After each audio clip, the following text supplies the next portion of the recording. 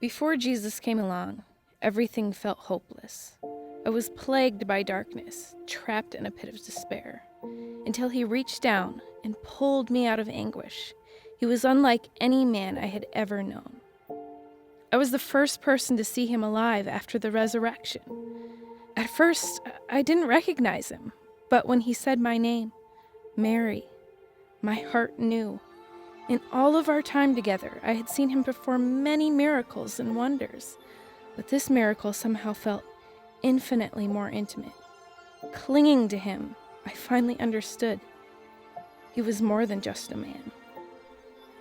The resurrection changes everything. Without it, I would be lost. There was a time when I thought I could do it all on my own. As a strong, independent woman, nothing could stand in my way. I had it all under control. Until I didn't. All my careful plans crumbled so quickly, like a sandcastle in the tide. Just when I was ready to abandon all hope, Jesus extended his hand into the darkness and said, "Mariah, take hold." I did, clinging to him, the man who was more than just a man.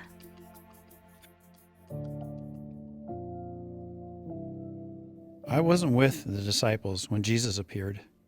They were convinced that he had risen from the dead. "We have seen the Lord," they told me.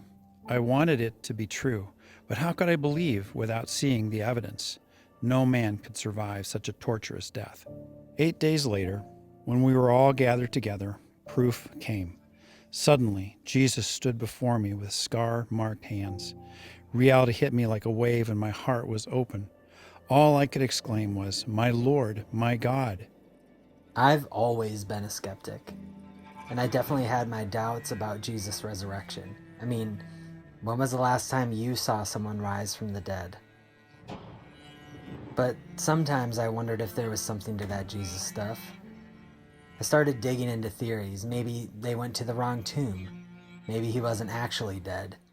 Maybe his followers made it all up. Maybe they had some kind of hallucination.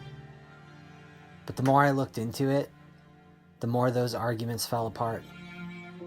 One day I realized the weight of the evidence was that Jesus was actually alive. And my heart cried out, "My Lord, my God."